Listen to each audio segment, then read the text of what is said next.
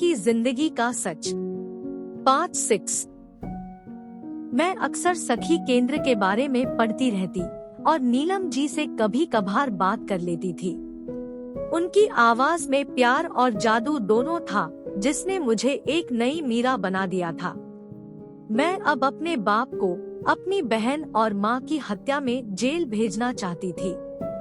एक दिन वही हुआ जिस बात का मुझे डर था। मैं अपनी 2 सहेलियों के साथ दिल्ली जनपद के पास चल रही थी। तभी एक कार मेरे सामने आके रुकी और कुछ लोग जबरदस्ती मुझे उस कार में डालने लगे। मैं चीखने लगी और मेरी दोनों सहेलियां भी चिल्लाने लगी। अब तक वहां पुलिस आ गई। उस कार में मेरे पिताजी बैठे थे। मैंने पुलिस से मदद मांगी। आज अगर यह कार और यह लोग चले गए तो यह लोग हमें जान से मार देंगे। मैंने नीलम जी को फोन किया। उन्होंने पुलिस स्टेशन के थाना अध्यक्ष से बात की और फिर मेरी एफआईआर लिखी गई और मैंने अपना डिक्लेरेशन भी उन्हें दिखाया और फोन पर अपने माँ की रिकॉर्डिंग सुनाई, जिस कारण उन्हें गिरफ्तार कर लिया गया। लेकिन मेरी बहन के साथ जो कुछ भी उन्होंने किया था, मेरी माँ के साथ जो कुछ किया, उसका मेरे पास कोई सबूत नहीं था, जिनके कारण आगे कुछ समय बाद उनकी जमानत हो गई।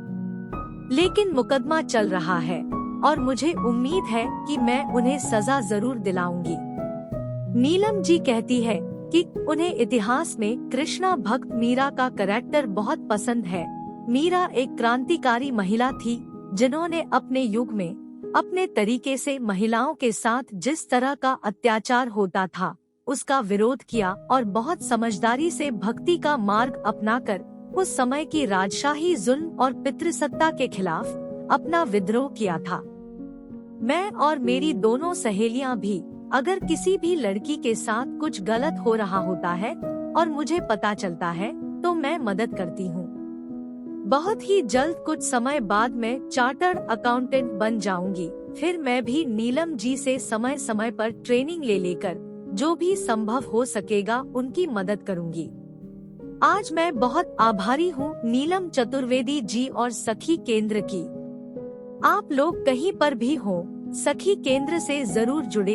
यह सरकार वाले सखी सेंटर में नहीं। मुझ में हिम्मत नहीं थी कि मैं अपनी कहानी अपने नाम से स्वयं लिख लूं, क्योंकि आगे चलकर इसकी सजा कहीं मेरी दीदी के बेटे को या और लोगों को ना मिले या उनकी जिंदगी में कोई दुष्प्रभाव ना पड़े जिनकी कोई गलती नहीं है, क्योंकि यह समाज ऐसा ही है।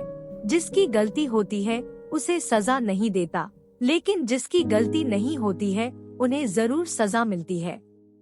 इसीलिए जब मैंने YouTube में देखा कि मोटिवेशनल किस्से लगातार आ रहे हैं, तब मैंने नीलम जी से पूछा कि क्या आप मेरी कहानी लिखेंगी, क्योंकि मुझे कहानी लिखना नहीं आता। और फिर शुक्रिया नीलम जी आपको मेरी कहानी लिखने के लिए।